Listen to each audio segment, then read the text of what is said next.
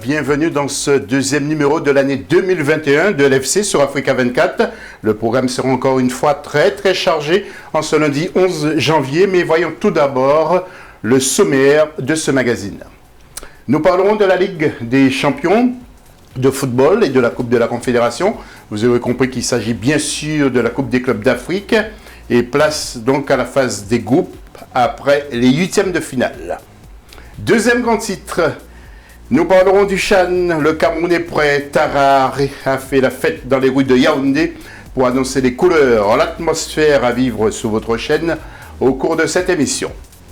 Et puis en troisième grand titre, beaucoup d'infos sur les joueurs africains qui réussissent les techniciens, le football européen et les premiers pas de Mauricio Pochettino avec le milieu sénégalais du PSG, Idrissa Gana Gueye. Parmi nos invités, nous avons Malik Dao, spécialiste et consultant de foot.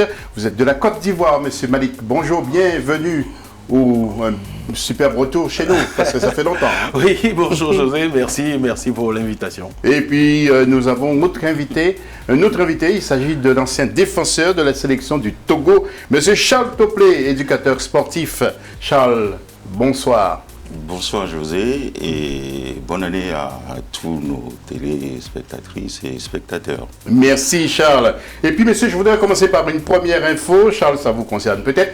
Le jeune Togolais Kevin Donkey quitte Nîmes et a signé avec l'équipe de Bruges pour 3 ans et demi. Et puis deuxième information, c'est Yaya Touré qui a commencé son cycle d'entraîneur. Sans toutefois mettre fin à sa carrière. Que pensez-vous, messieurs? Malik d'abord. Je pense que pour Donkey, c'est une bonne chose parce qu'il va prendre le temps, comme on dit, d'apprendre le métier, faire ses classes, faire ses armes et puis après espérer un club d'une autre envergure. Pour Yaya, moi je suis en tant qu'Ivoirien, je suis très heureux. Il emboîte un peu le pas à son frère qui est entraîneur adjoint à Leicester, Kolo Touré. Donc c'est une très bonne chose. C'est une très bonne chose de se former, apprendre son métier pour espérer être sur un banc dans les années qui viennent. Et Charles, que pensez-vous? Non, mais je suis tout à fait d'accord avec son analyse et je pense que c'est une bonne chose et on ne voit pas beaucoup d'anciens professionnels aller vers la formation, aller vers ce métier-là. Ils vont tous plutôt vers, comment on appelle ça, des commentateurs ou des, comment on appelle ça encore, consultants. Des consultants, et ils ont peur d'aller se former et d'aller affronter la pratique sur le terrain. Oui, je suis très fier donc pour Yaya et de le voir un jour avec ses diplômes. La une de ce magazine tout de suite.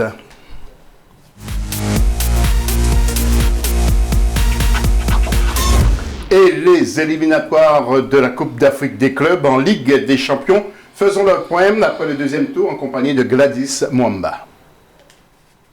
Le club sud-africain de Kaizer Chiefs a été arraché sa victoire en Angola face à Primeiro de Agosto. Mamelodi Sundowns a confirmé face à Jwaneng Galaxy de Botswana.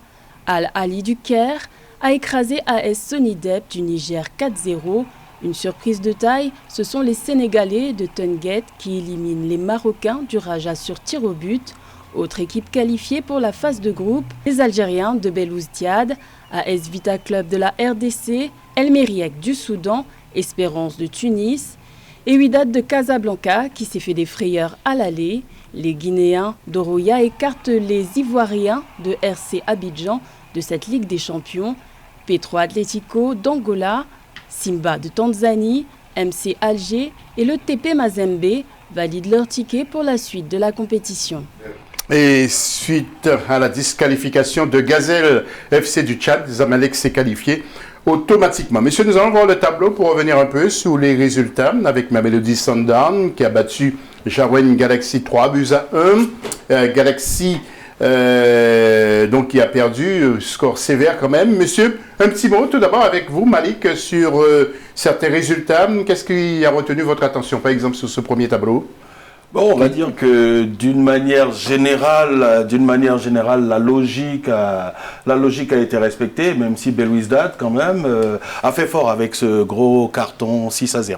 Exactement. Deuxième tableau, avec Charles qui va nous apporter ses commentaires, justement, sur ce deuxième tableau. Platinium qui a perdu sévèrement devant Simba, El Merek qui a perdu aussi devant Enyamba. Charles, un petit mot sur ce tableau, sur certaines équipes peut-être? Moi, j'ai constaté que les équipes qui ont reçu Platinium ont fait un bon parcours chez elles, à l'aller. Maintenant, est-ce qu'il va continuer? Ça, je ne sais pas. Et j'ai regardé aussi Tunis aussi, qui a fait une belle prestation. Bon, je pense que toutes les équipes qui ont reçu au match aller ont fait des belles performances. Maintenant, le match retour, je crois que certains n'ont pas fait vraiment l'effort qu'il fallait. Ouais. Et par conséquent, ils sont fait éliminer. Et peut-être aussi étaient moins faibles. Nous allons voir le tout dernier tableau de cette Ligue des Champions. Je vous rappelle quand même aussi que le Wydad Athletic Club a bien fait un très bon résultat. Vous voyez le MC Alger qui s'est qualifié. Le MC Alger, c'est ça, qui s'est qualifié. Il y a une Boufalos qui a perdu dans Vita Club 4-1.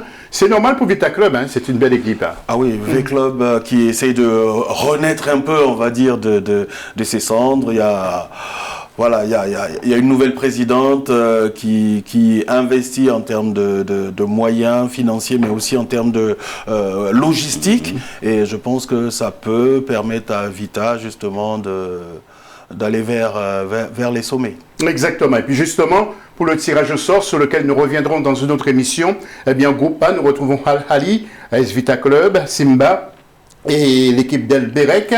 En groupe B, eh bien, il y a aussi de grosses équipes, TP Mazembe, Mamelodi Sundowns, Al-Hilal et CR Belouizdad d'Algérie. En groupe C, nous retrouvons Wydad de Casablanca, Oroya, AC de la Guinée, Petro Luanda de l'Angola et Kaizer Chiefs de l'Afrique du Sud. Et puis en groupe D, Espérance de Tunis, Zamalek, MC Alger et Tonguet du Sénégal. Nous y reviendrons donc lundi prochain dans l'AFC. Nous allons parler de la Coupe de la Confédération maintenant et nous retrouvons de nouveau Gladys Mwamba.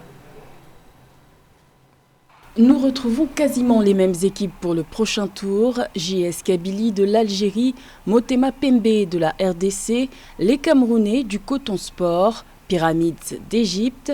Autre équipe qualifiée pour cette Coupe de la Confédération, Orlando Pirates d'Afrique du Sud, le TAS du Maroc, Nabza Star de la Zambie, le KCCA de l'Ouganda qui élimine les Rwandais de l'AS Kigali, AS Jaharaf du Sénégal, Étoile du Sahel, RS Berkane du Maroc et puis Salitas du Burkina Faso.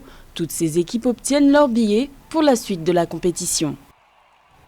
Ah, voilà donc pour les résultats. En tableau maintenant, regardez, eh bien, Al-Hilal Probaïd a fait match nul avec Namongo, 3 buts partout. JS Kabylie qui bat USGN. Malik, quelques commentaires justement sur cette Coupe de la Confédération. Vous avez suivi ça de près également? Bon, je pense que les oppositions seront équilibrées, hein, parce que on a quelques équipes qui sont reversées dans cette Coupe de la CAF et qui, pour moi, avaient le niveau ou en tout cas n'étaient pas très loin de jouer la compétition au-dessus, c'est-à-dire la Ligue des Champions. Donc, ça va être une compétition assez intéressante. Il y a Coton Sport qui est passé, Coton Sport de Garoua, qui revient en quelque sorte aussi. Oui, Coton Sport qui n'est pas mal. Il va falloir faire attention aussi à l'Étoile sportive du Sahel, qui peut faire très fort dans cette compétition. Mon coup de cœur, ce serait le Racing Club d'Abidjan. Un club qui existe depuis quasiment 3 ans et qui est monté d'année en année de la D3 jusqu'à maintenant. Bah voilà, j'espère que les Abidjanais feront un très bon parcours. Oui, et nous allons continuer à voir les tableaux. Charles, vous avez suivi aussi cette Coupe de la Confédération? Je suis supporter de Coton Sport. Ouais, du Cameroun. De Cameroun. Cette équipe, elle est tout le temps présente et puis elle fait toujours des belles performances. Ouais. Je pense que c'est une équipe qu'il faut suivre et qui va faire encore des belles choses. Merci Charles. Saturnin Ibela est le nouvel entraîneur de Djoliba. Nous allons voir donc l'image sur votre écran. Il est l'entraîneur de Djoliba Athletic Club de Bamako. Le Gabonais a été présenté le samedi 2 janvier au cours d'un point de presse au complexe sportif Garouga Keita du Djoliba. Et deuxième image avec la signature de l'attaquante internationale nigériane Rachid Adjibade. Donc elle a signé juste avant que la petite Camerounaise Ajara Chout est signé justement du côté de l'Espagne à l'Atlético Madrid, précisément de fer de lance pour cette équipe espagnole avec le renfort d'une Nigériane et d'une Camerounaise. Et puis le Sénégalais Mbaye Lay, 38 ans, ancien joueur de Lorient et d'Amiens, a été nommé entraîneur du Standard de Liège. Écoutez-le lors de sa première conférence de presse. En début de saison, ce qui était dit et ce que voulait le club, c'est jouer les Playoffs 1. Aujourd'hui, c'est encore valable. Être une équipe, ça veut dire que tout ce que l'on fait, on doit penser qu'on le fait ensemble. Vous êtes un employé du club et employé du club, ça veut dire des responsabilités. Le joueur de foot dit toujours oui, mais j'ai le droit, mais vous avez aussi des devoirs. S'il y a un joueur ici qui pense qu'il est arrivé et c'est fini, il n'a plus sa place ici. Quand je suis sur le terrain, je joue pour gagner. Je n'ai pas de copains, j'ai rien. Quand vous êtes joueur de foot au Standard de Liège, il y a un certain comportement, il y a une certaine agressivité que tu dois avoir dans le jeu. Et moi, je veux ça. Et ça commence aux entraînements. Les images du Standard de Liège, ce n'était pas la première conférence de presse, mais lorsqu'il s'adressait pour la première fois à ses joueurs. Charles, c'est une bonne chose. Vous connaissez ce garçon qui a l'air d'avoir un peu d'envergure quand même. J'ai entendu parler de lui, je ne le connais pas principalement, mais je crois qu'il a déjà une posture déjà d'entraîneur. Je suis très fier. Déjà son discours devant ses joueurs le classe déjà vers quelqu'un de performant, d'accord. Et je crois que cette posture-là, le discours qu'il a tenu, me convient très bien, parce que c'est une très bonne chose. Je pense qu'il faut lui laisser aussi le temps. Exactement, Charles. Je vais vous interrompre pour qu'on puisse aller très vite. Voilà. Malik, votre avis? Ouais. Disons qu'il ne débarque pas dans l'inconnu. Voilà, il a été l'entraîneur adjoint de Michel Prudhomme, dont le jeu était réputé un peu trop défensif aux yeux des supporters du Standard. À lui, il a 6 mois, il a signé jusqu'à la fin de la saison, à lui d'écrire son histoire. Et ce discours-là, moi, il me plaît parce qu'il met les joueurs aussi devant leurs responsabilités. Merci Malik d'avoir été aussi précis. Et puis c'est le 12 mars 2021 que nous connaîtrons le nouveau président de la CAF. Alors, pour l'instant, il y a 2 candidatures qui ont été validées, notamment celle de M. Jacques Bernard. Daniel Anouma, que vous voyez sur votre écran, il est ivoirien, donc il a 69 ans. Deuxième candidature, c'est celle du président de la Fédération sénégalaise de football, M. Sangor. Et puis troisième candidature, mais qui n'est pas encore totalement validée, c'est M. Ahmed Yahya, je vous dis quelques mots tout à l'heure. M. Motsipi de l'Afrique du Sud n'a pas encore été validé. Il y aura une audience le 28. Et puis M. Hamad, qui a été disqualifié. Sachez que la FIFA s'est saisie de ce dossier de candidature pour la CAF, et puis M. Ahmed Yahya pense faire pense saisir la justice contre la CAF. Il n'est pas très content du sort que lui réserve la CAF. Alors, Malik, la FIFA ne s'occupe pas des affaires de l'UEFA. Pourquoi la CAF? Non, mais moi, je suis toujours un peu embêté quand la FIFA essaye d'imposer un peu son diktat au football africain. Même pour la présidence de la Fédération ivoirienne de football, la FIFA a bloqué le processus électoral. On en parlait tout à l'heure avec Charles. Ils n'ont pas ce cran-là pour s'ingérer dans les affaires de l'UEFA, mais voilà, pour l'Afrique, ils montent les crocs, ils montent les muscles. Ce serait bien qu'on nous lâche un peu la grappe et qu'on puisse nous aussi gérer prendre notre destin en main. Charles, en 2 mots, Charles. Oui, mais je pense qu'on est sous tutelle de la FIFA. Donc voilà, ces organes qui sont là sont sous tutelle. Par conséquent, la FIFA ne s'ingère pas, mais il a quand même un regard sur ce qui se passe. Quand on voit que on ne fait pas ce qu'il faut pour que les fédérations dans nos pays fonctionnent correctement, moi, je pense que c'est logique que la FIFA jette un coup d'œil dans ces affaires-là et merci Charles. Tout le monde. Charles, je vous remercie parce qu'il faut qu'on aille vite. Le président de la fédération tunisienne, vous allez voir en image, donc M. Wadi Jari est banni pour 4 ans. Wadi Jari, que nous allons voir dans quelques instants après avoir enfreint les codes d'éthique olympiques nationaux et internationaux. Et puis la commission de discipline de la FIFA qui a mis en garde dans un document du 5 janvier la Fédération guinéenne de football qui n'a pas respecté le jugement contre elle justement à propos d'Amadou Diaby. Écoutez ce que nous disait l'avocat du premier ou de l'ancien premier vice-président de la Guinée. Il n'y a pas un considérant du tribunal arbitral du sport qui retient M. Diaby comme coupable de quelque acte de corruption. Rien n'a été prouvé et la procédure a été menée de manière totalement arbitraire. La fédération va devoir payer à M. Diaby la somme déterminée par le TAS, soit 48 735 francs suisses, ce qui fait plus de 45 000 euros. Je précise ici que cette somme s'ajoute à celle de 10 000 euros déjà mentionnée dans la sentence du mois d'août 2020. M. Diaby n'a qu'une seule possibilité aujourd'hui, c'est de saisir à nouveau le tribunal arbitral du sport. Et je puis vous préciser qu'une demande est adressée au TAS aujourd'hui même. Je me tiens à disposition pour tout renseignement complémentaire. Merci de votre attention. Voilà, et puis sachez que le championnat féminin du Cameroun chez les femmes débute à partir du 13 février. Donc pour l'équipe, pour la hiérarchie plus haute, pour la première division en quelque sorte, et le 17 pour le club de deuxième division. Et puis le trophée du meilleur joueur maghrébin de l'année a été décerné donc à un autre Algérien, Ismaël Benasser, 23 ans, qui joue à l'AC Milan. Il succède à son compatriote et attaquant de Manchester City, Riyad Mahrez, qui a pris cette année la 3e place, devancé par le Marocain de Chelsea, Hakim Ziyech. Nous allons, avant de marquer une pause dans cette émission, vous emmener tout de suite du côté du Cameroun. Et tout à l'heure, eh bien, après la pause, nous allons revivre l'événement qui se prépare justement pour le CHAN. Regardez l'ambiance déjà dans les rues de Yaoundé. For the love of the game, we all come together as one Africa for CHAN 2020.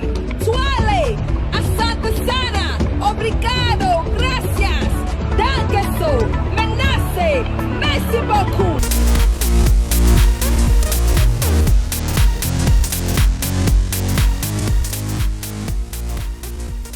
Oui, bienvenue pour celles et ceux qui prennent l'antenne. À l'instant, reste avec nous, il nous reste 2 grands titres à développer. Tout d'abord, le CHAN 2021, le Cameroun est prêt. Tarar a fait la fête dans les rues de Yaoundé pour annoncer les couleurs, l'atmosphère dans cette émission. Et puis, 3e et dernier grand titre, ce seront des infos sur les joueurs africains qui réussissent, les techniciens, le foot européen et les premiers pas de Mauricio Pochettino avec le milieu donc sénégalais du Paris Saint-Germain, Idrissa Gana Gueye. Parmi nos invités, je vous les présente de nouveau. Malik Dao, qui est spécialiste et consultant foot. Il est de la Côte d'Ivoire avec ce sourire. Et puis Charles Toplé, éducateur sportif que vous connaissez très bien, vous téléspectatrices et téléspectateurs d'Africa 24. Il est du Togo. Le foot, eh bien, on y est, mais tout de suite le dossier de l'FC.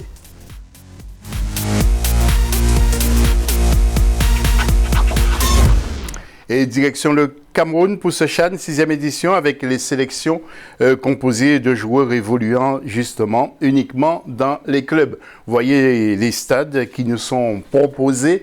Il y a bien entendu celui de Douala, Yaoundé et Limbé. Ça va être la grosse fête à Douala. On joue sur 2 terrains, stade de Japoma. Donc qui est un très beau stade, et le stade de la réunification, stade Hamadou Aïdjo à Yaoundé, et le stade de Limbé, ce sera à Limbé. Avant de retrouver nos invités, eh bien, le public a été conquis par Tara, qui est la mascotte de ce CHAN. Regardez la fête dans les rues de Yaoundé. Je suis sûr que vous aimeriez y être. Regardez. For the love of the game, we all come together as one Africa for CHAN 2020. Tuale, asante sana, obrigado, gracias, dankeso, menace, merci beaucoup. Le tableau des matchs maintenant, avec, vous le savez, un groupe A. Nous retrouverons le Cameroun, le Zimbabwe, le Mali, le Burkina Faso. Mon cher Mali, comment sentez-vous ce CHAN, vous? Moi je dis, enfin on reparle de foot, mais sur le terrain. Parce qu'on a parlé de Covid, on a parlé de coulisses, on a parlé des affaires. là, on va rejouer au foot. On va jouer au ballon sur les terrains et c'est une excellente nouvelle pour l'Afrique. On critique souvent la CAF, hein, mais il faut dire que le CHAN, c'est une excellente idée pour donner une visibilité, permettre aux joueurs locaux de se montrer, de se faire voir, de se faire valoir. Et ça va permettre justement à ces sélections nationales qui sont qualifiées de montrer ce qu'elles savent faire, parce qu'on sait que toutes nos sélections sont composées de joueurs qui évoluent en dehors de l'Afrique. Et ça, c'est une excellente chose. Exactement. Le Cameroun, vous le voyez, pour les premiers matchs en groupe A, Cameroun, Zimbabwe et Yaoundé, et Burkina Faso contre le Mali. Ce sera Yaoundé également. Dans quelques instants, nous verrons le groupe B, mais je vais demander à Charles son avis sur ce CHAN. Charles, est-ce que vous avez joué le CHAN? Non. Ça n'existait pas encore. Non. Vous avez joué que le CAN, hein? Que le CAN, pardon. Ouais, bien sûr. Non, mais c'est une très bonne chose. Il y a une bonne animation. Et moi, je suis très content que d'abord le Togo est qualifié. Je suis fier que le Togo, voilà, il y a l'ambiance dans les rues. Et j'aimerais aussi voir vraiment de bon football sur le terrain. Oui, en groupe B, donc regardez votre écran, il y a Libye-Niger, ce sera Douala, et RD Congo contre le Congo, un véritable choc. Oui. Et puis le lundi 18, il y aura Maroc, et Charles ne va pas dormir la veille, contre Togo à Douala, et puis Rwanda contre Ouganda. Et puis le mardi 19, Zambie-Tanzanie à Limbé, et Guinée-Namibi, ce sera à Limbé. Dans ces premiers matchs, lequel qui attire votre attention? Personnellement, j'aimerais voir RD Congo contre Congo-Brazza. Parce que voilà, il y a que le fleuve qui les sépare, mais on sait que la rivalité, elle est très forte. Et j'aimerais bien voir ce match. Charles, je voudrais voir le comportement du Togo face au Maroc. Mais moi, je pense qu'on va battre le Maroc. Vous êtes sûr, Charles? Je suis sûr. Ce n'est pas parce qu'on a eu quelques soucis que l'envie n'est pas là. Oui.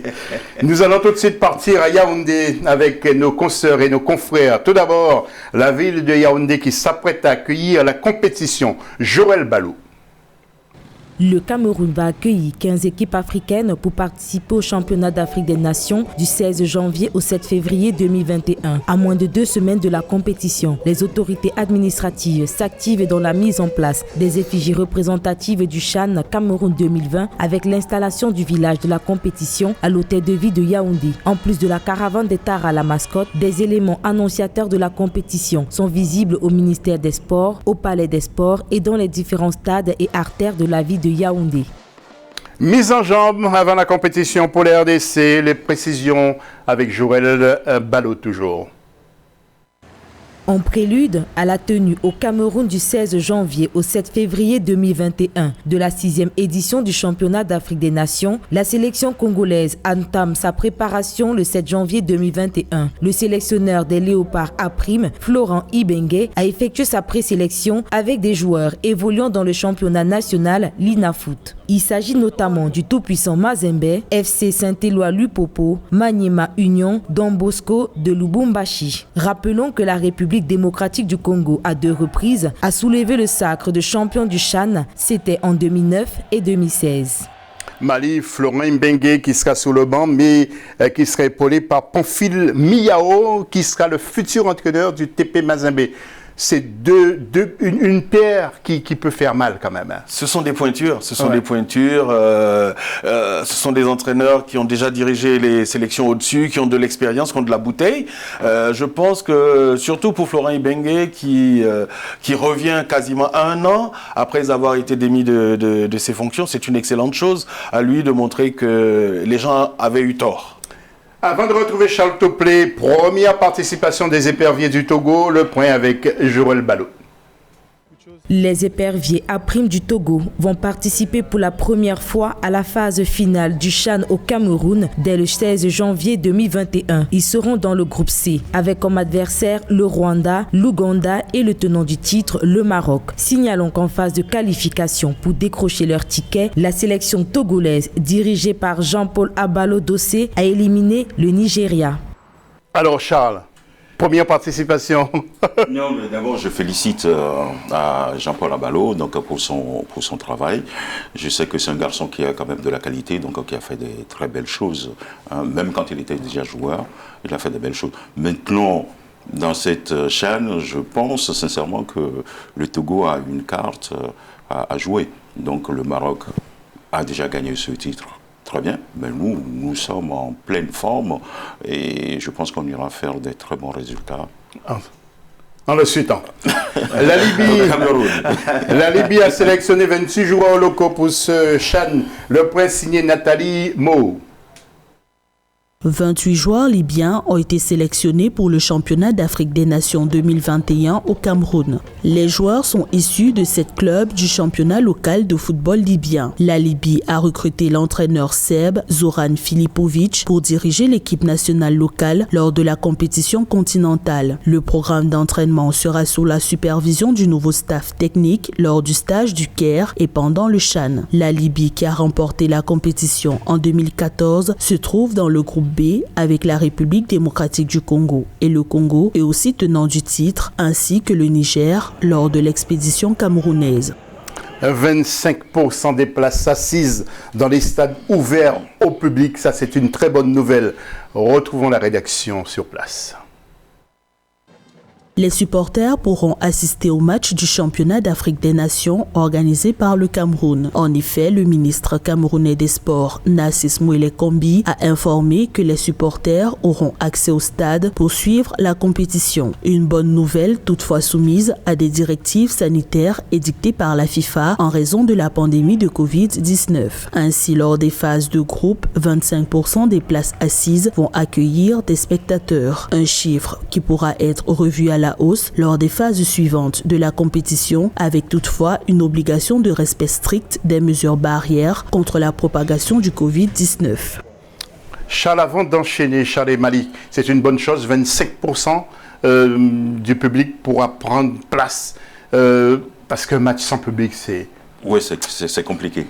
Un match sans public, c'est compliqué. Mais je pense que c'est une bonne chose. Mais il ne faut pas oublier que la pandémie est là. Il faut que chacun prenne ses responsabilités, qu'on se protège, qu'on ne fasse pas, n'importe quoi pour qu'on nous retire, cette faveur-là. Il faut que chacun fasse des efforts, rien que pour se protéger, en respectant les règles qu'on nous a confiées. Oui, comme dit Charles, les gestes barrières, très importants pour le public camerounais qui nous regarde, et justement, Malik, en ce moment. Déjà, tout le public, je dis camerounais, marocain, tous ceux qui vont se déplacer. Tous ceux qui voudront y être, parce qu'il y a une jauge de 20 000 spectateurs qui pourra être augmentée en fonction des tours de ce CHAN. Pour moi, c'est une forme de répétition générale avant la CAN. Et justement, comme disait Charles, en fonction de l'attitude, du comportement des gens, on verra ce qui va se passer pour la plupart. Donc, il va falloir être sérieux. Le football, c'est une fête, mais on ne vient pas là pour se rendre malade, pour se contaminer les uns les autres. Il faut être très rigoureux, se protéger les autres pour que le spectacle sur le terrain soit à la hauteur. Match amical donc, du Maroc face à la Guinée. Le match était prévu pour aujourd'hui, mais a été reporté. Nathalie Mo nous apporte plus de précisions. Le match amical Maroc-Guinée, comptant pour la préparation au championnat d'Afrique des Nations, a été décalé de 24 heures. Précédemment prévu le 11 janvier 2021, il se tiendra le lendemain, 12 janvier 2021, au complexe Prince Moulay Abdellah de Rabat. L'information a été rendue publique le 6 janvier 2021 par la Fédération marocaine de football. L'équipe des locaux marocains en stage de préparation au Centre national de football Mohamed VI de Marmoura depuis le 4 janvier 2021 se compose de 34 joueurs. Et puis c'est la fin de préparation pour les Chipolopoulos de la Zambie. Mildred Yamou nous en dit plus. Les sélections sportives bouclent leur séance d'entraînement à quelques jours du championnat d'Afrique des Nations qui se déroulera du 16 janvier au 7 février 2021 au Cameroun. Les Chipolopolo Aprim de la Zambie, arrivés au Cameroun depuis le 31 décembre 2020, se sont entraînés pour la dernière fois au stade d'Olembe de Yaoundé avant de prendre la route pour Limbe, ville dans laquelle les Chipolopolo joueront les matchs de poule. Avec sérénité, la sélection zambienne se dit prête à affronter la compétition, malgré de petites lacunes observées lors de cette séance d'entraînement. Notons que la sélection zambienne a joué la demi-finale du CHAN en 2009 et les quarts de finale lors des éditions de 2016 et 2018. Dans quelques instants, nous allons nous retrouver nos invités pour parler du Cameroun. Le Cameroun qui se cherche toujours, pas de bon réglage pour l'instant. Et justement, nous allons voir ce sujet. 4 nouveaux joueurs ont rejoint la tanière des Lions indomptables. Nathalie Mo nous dit quelques mots et juste après, nous allons revenir sur le plateau avec nos invités. La sélection camerounaise A-Prime renforce ses rangs. Après le départ de ses sociétaires du Coton Sport de Garoua, l'entraîneur Martin Tungu-Pilé a convoqué 4 joueurs en renfort. Les joueurs Joël Emmanuel Kofana, Christian Maillot, Gabriel Penda et Mpaye ont rejoint le reste de la sélection le 6 janvier 2021 au centre sportif de la CAF en Bankomo dans la périphérie de Yaoundé. Martin Tungu-Pilé entend ainsi renforcer le milieu de terrain des Lions A-Prime qui avait enchaîné des contre-performances lors du tournoi Pré-Chan. 4 joueurs quitteront par contre la tanière des Lions A-Prime, peu convaincant selon le sélectionneur. Il s'agit de Francis Elimbi, Franck Priso, Bourinui Derrick et Oscar Etoga. Charles et Malik, j'ai un peu peur pour le Cameroun pendant le mini-tournoi du Chan. 2 défaites quand même, hein. Surtout la défaite qui fait mal, c'est face au Niger.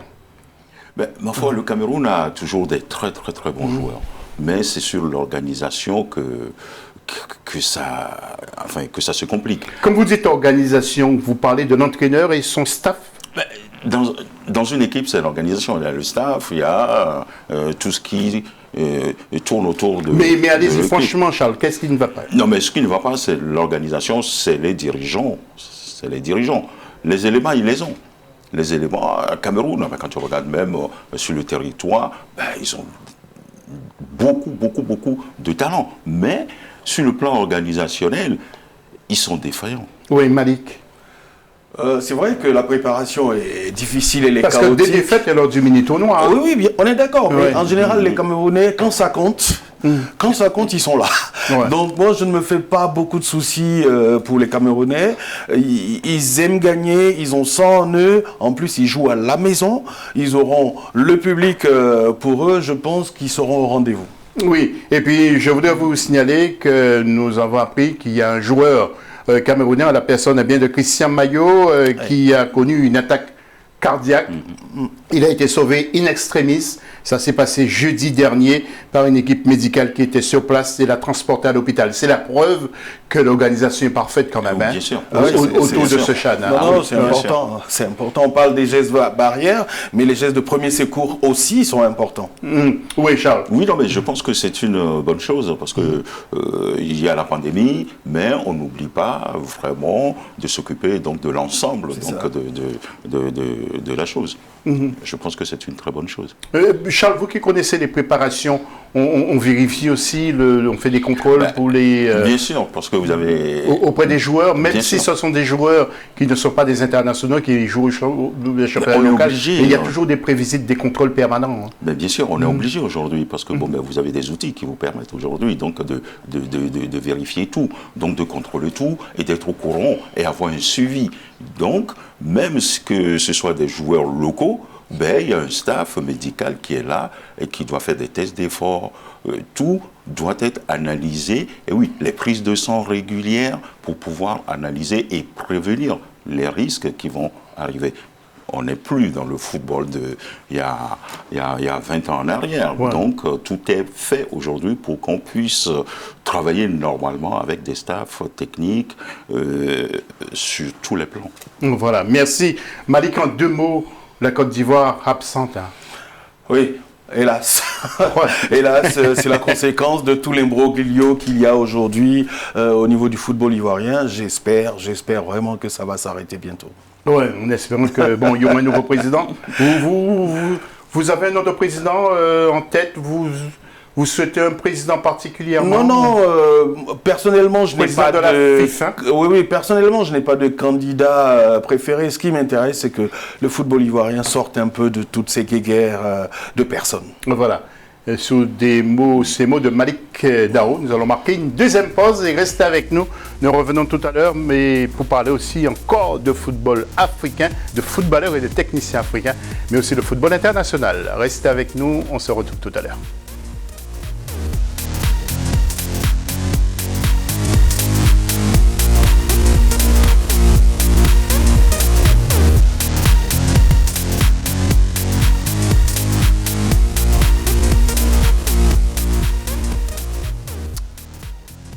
Dernier site à développer, regarde en image, nous parlons bien de football africain de nouveau, mais de football européen. Mais vous voyez l'Égyptien Mohamed Salah et puis Sadio Mané, Aubameyang. Bref, nous allons parler d'eux, de certains, au cours de cette troisième partie d'émission. Regardez encore, Malik Dao est toujours là, consultant et spécialiste de football. Il est de la Côte d'Ivoire.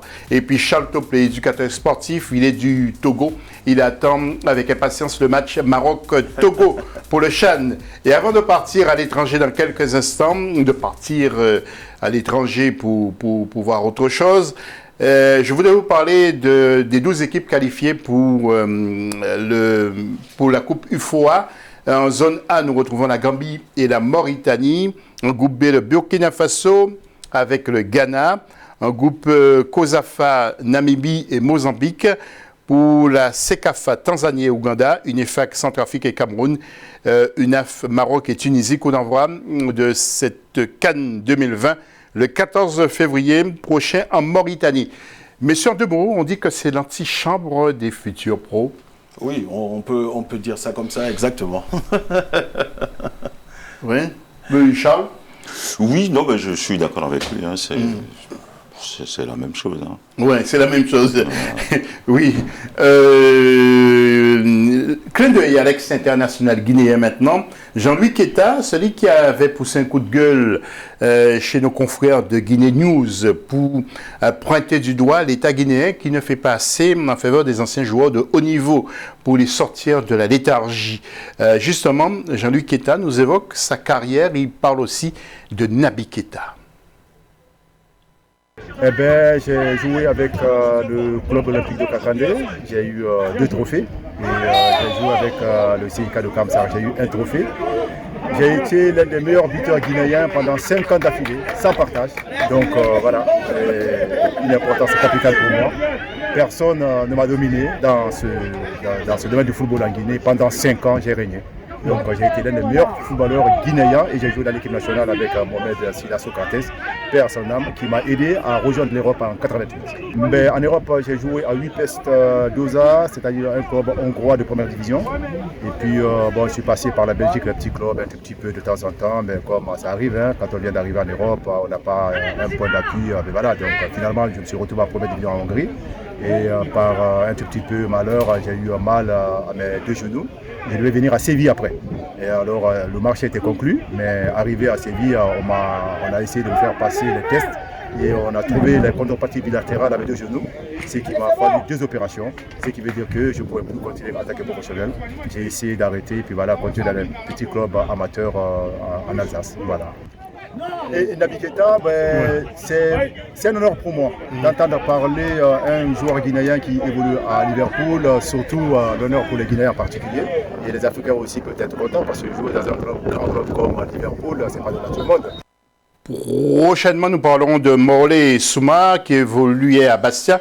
Et puis, je profite pour vous informer que nous avons appris à la rédaction le décès de franco-congolais Christopher Maboulou, Christopher Maboulou, âgé de 30 ans. Il a été victime d'une crise cardiaque pendant ce week-end, dimanche précisément à Montfermeil. Ça s'est passé en région parisienne. Il comptait 29 matchs en Ligue 1 avec Bastia.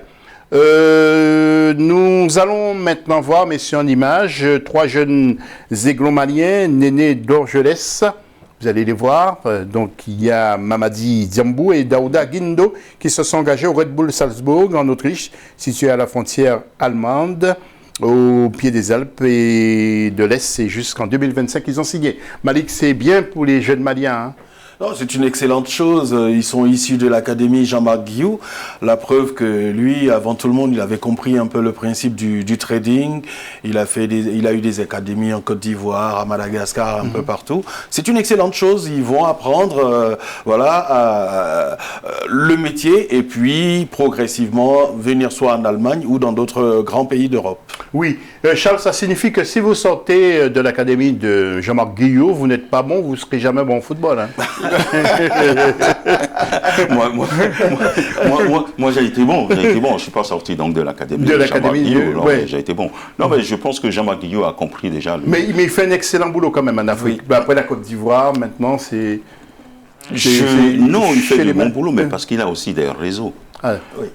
On regarde un peu la plupart des Africains qui ont voulu mettre des académies en place, Diambar et compagnie, et qui n'ont pas réussi. Dans ce genre d'histoire ou d'affaires, il faut avoir des réseaux de manière à avoir la stabilité pour pouvoir travailler. Il a fait en Côte d'Ivoire, ça a très bien fonctionné. Il le fait encore au Mali, ça fonctionne. Ça veut dire tout simplement qu'il a mis une stratégie en place de développement qui fait que il fait travailler les garçons et il a une ouverture vers l'Europe qui est déjà confirmée pour ces garçons-là. Merci Charles. Charles, nous allons parler de l'UNAF maintenant. C'est l'Union nord-africaine de football qui a procédé à Tunis au tirage au sort de sa compétition qui aura lieu en Algérie du 17 au 24 janvier 2021. Alors, grâce à notre ami Biram, nous allons voir le tableau, le calendrier des matchs avec la première journée, le 18, Algérie-Libye. La deuxième journée, le jeudi 21 janvier, Libye-Tunisie. Et puis la troisième journée, dimanche 24 janvier 2021, Algérie contre Tunisie. Biram qui nous disait qu'il va suivre de très près cette compétition parce qu'il veut repérer quelques joueurs qu'il a déjà vus, mais bon, il veut avoir confirmation. Et puis les U17 du Togo, disqualifiés pour les qualifications. Charles, qu'est-ce qui se passe au Togo? Les jeunes de 17 ans, les U17 ont été disqualifiés parce qu'il y avait un joueur qui n'a pas respecté l'âge, disons, pour le test d'éligibilité, au lieu de faire 17 ans, peut-être qu'il faisait 22 ou 23 ans ou 24. D'abord, moi, je voulais féliciter les entraîneurs locaux qui ont fait un bon boulot, les joueurs qui ont bien joué, qui ont fait leur boulot sur le terrain. Maintenant, si l'administratif n'a pas suivi, je crois qu'il y a une erreur à quelque part. D'accord. Sur le terrain, les joueurs ont gagné leur match. On a vu des belles performances. La fédération togolaise va introduire une demande en justice. Hein. Écoutez, c'est à eux de savoir d'où vient l'erreur. Donc voilà, moi, la seule chose que je peux te dire aujourd'hui, José, c'est que je félicite ces garçons, ces 17 ans-là, qui ont fait vraiment des belles performances sur le terrain, sans public, et qui ont fini premiers. Ils auraient pu battre même, Burkina, si le match a eu lieu. Mais ils sont disqualifiés par une erreur du staff, je ne sais pas. Ok, Charles. Merci. Le foot international après ce jingle.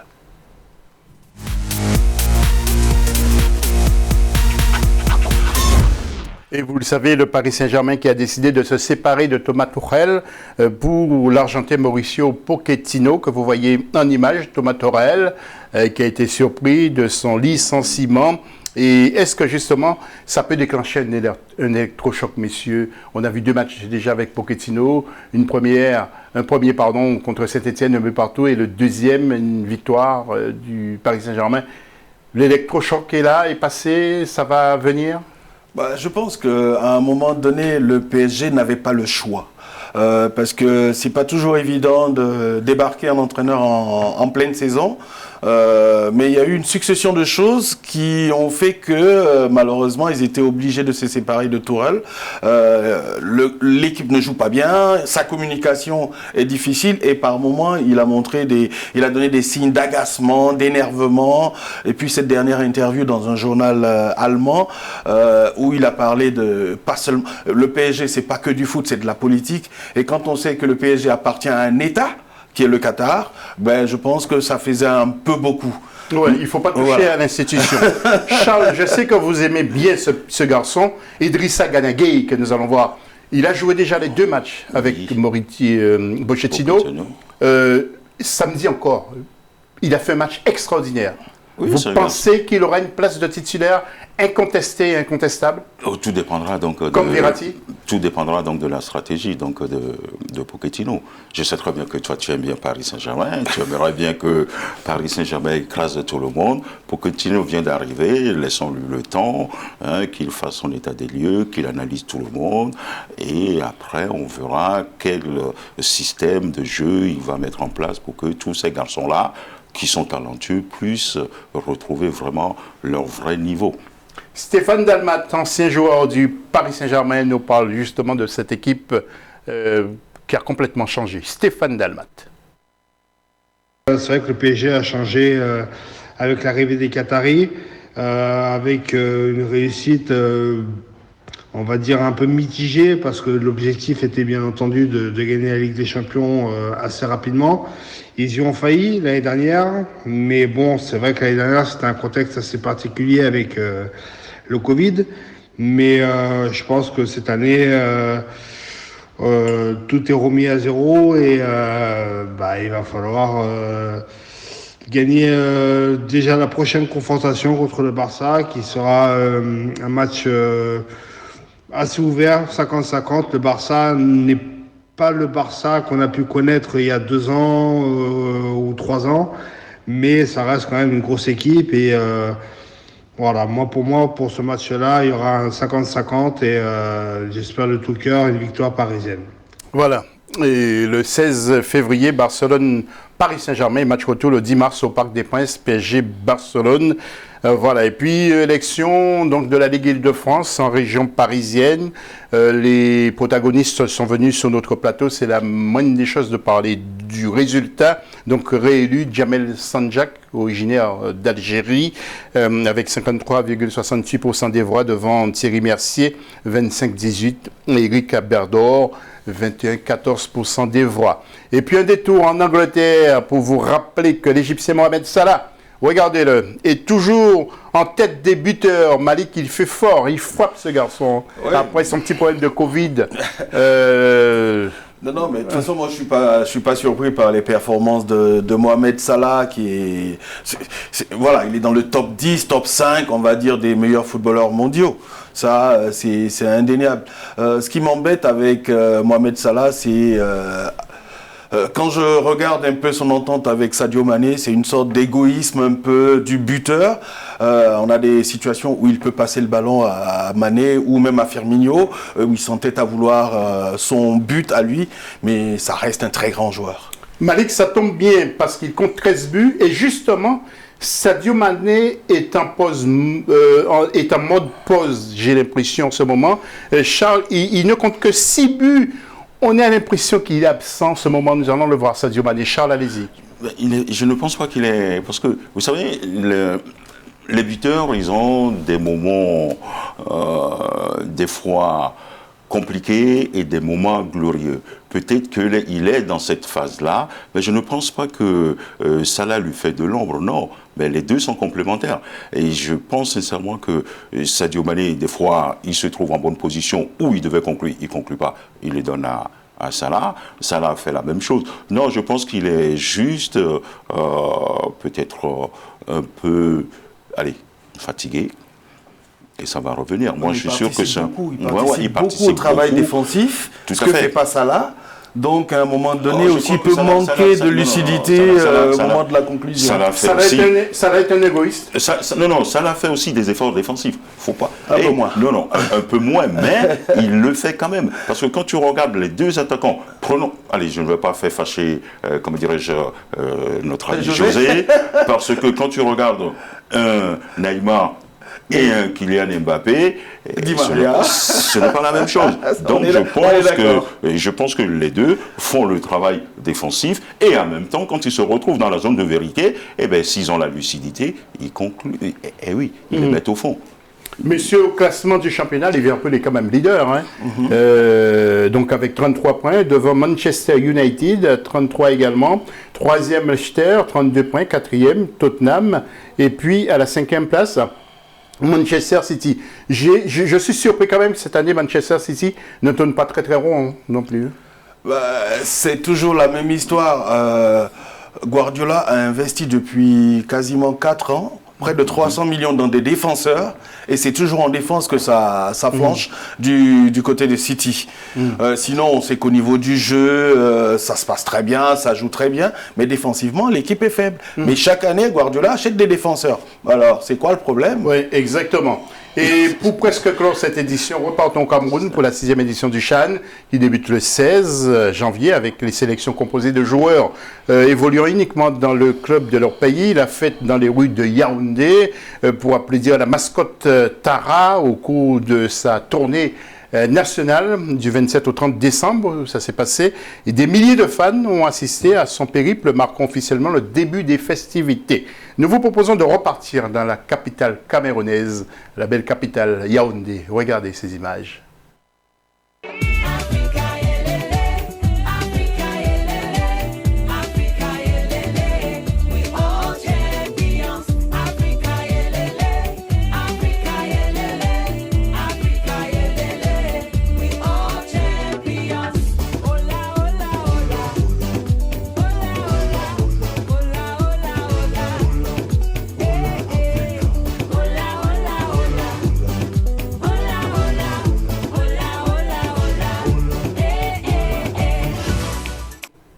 oui, Charles, on n'a pas pu capter les images, mais je vous ai vu danser sur cette musique, Charles.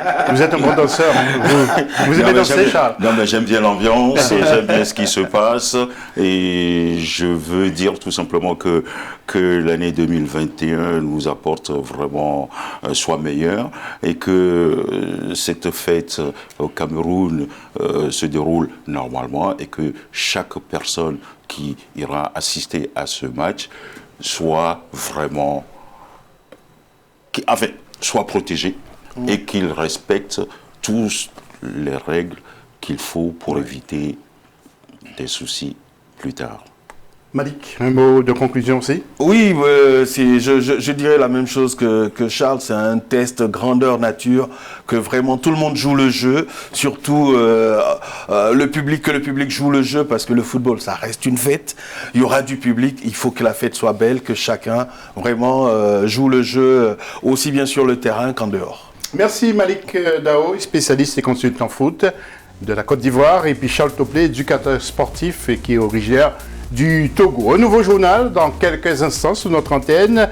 À la semaine prochaine, même heure, même antenne pour un nouveau numéro de l'AFC. Ce sera le 3e numéro de l'année 2021. Et vive le Chan. N'oubliez pas le Chan, ça se passe ici. Africa 24. Allez, à très vite. Salut.